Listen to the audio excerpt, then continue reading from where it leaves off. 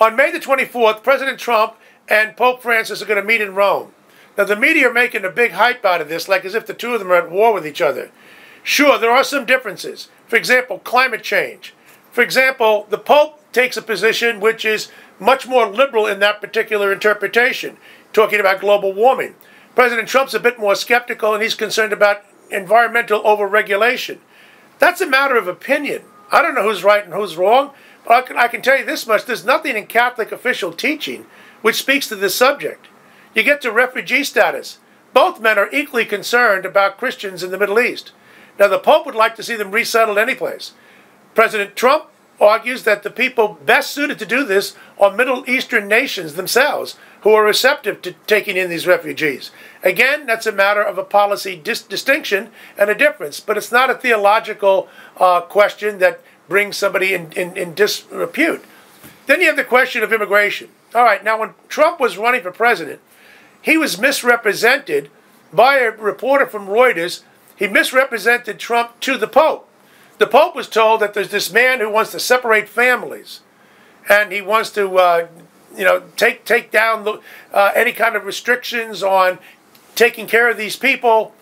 Quite frankly, if you take a look at the Chuck Todd interview with Trump that he did when he was a candidate, he explicitly said, we're not about separating families. So the Pope was misrepresented, or Trump was misrepresented, I should say, to the Pope on this particular issue. The Pope then said, listen, if somebody were to take this position, then he wouldn't be Christian. But then he said, I don't know whether he said this or not. I'm going to give him the benefit of the doubt. That's not what the media are reporting. In fact, Trump reacted initially by saying it's disgraceful if some religious leader is going to question my Christianity. In fact, the Pope never did that. He was much more nuanced. And so when Trump was told the truth about this, he said he blasted the media for being unfair in its representation.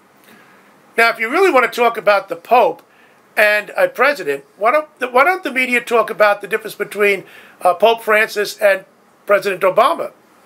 President Obama has never found an abortion he couldn't justify. As a matter of fact, he's in favor of selective infanticide. That's right. When the baby is born outside the mother's womb and is in need of medicinal care on the doctor's table, but has been born as a result of a botched abortion.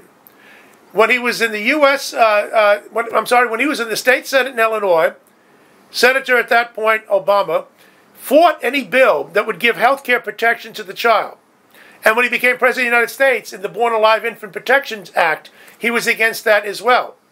Abortion is something that President Obama was very strongly in favor of, even to the favor of the Freedom of Choice Act, which arguably could have made Catholic hospitals perform abortions. We know where Pope Francis is on this issue. What about marriage? President Obama is a big fan of gay marriage. He said it was a victory for the American people in the Supreme Court once they legalized it. We know what Pope Francis has said. The father of lies is behind this. That means the work of the devil. What about gender ideology or transgender status? Well, again, the president, very, very enthusiastic in support of transgender rights, even to the point of forcing Catholic institutions like hospitals to pay for a man who wants to transition to a woman and vice versa. Now, the Pope has said that gender ideology is demonic. You can't get more clear than that, people. And what about euthanasia? Terry Schiavo. Obama was good on that issue in giving medicinal care to the woman and giving nutritional care to the dying woman who was disabled. But he later said that that was the decision that he regretted. Now, we know what Pope Francis has said about that.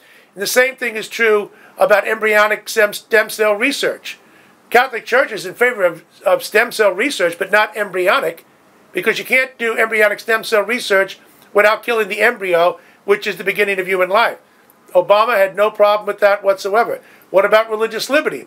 Obama created a war in the Catholic Church trying to force Catholic nonprofit entities to pay for abortion-inducing drugs, sterilization, and contraception in their health care provisions.